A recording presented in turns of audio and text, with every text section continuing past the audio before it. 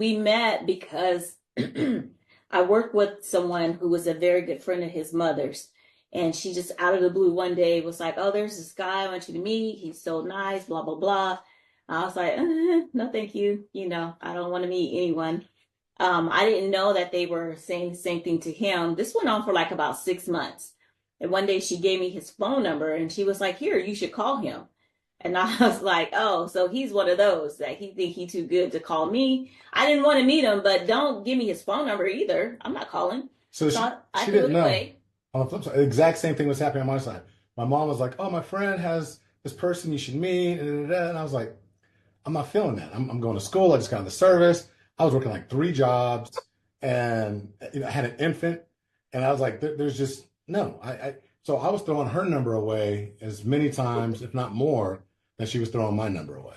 So when you hear he was working 3 jobs, to me, I was like, AKA, that means he's broke. So no, thank you. I got my own stuff.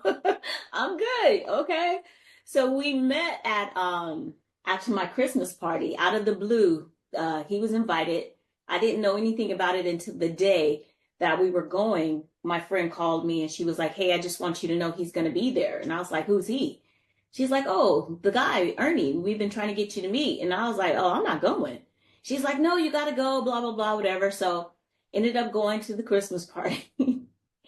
And let's just say I didn't like him. I was not impressed. I was like, no, thank you. First of all, he talked a whole lot. Lovey can talk, right?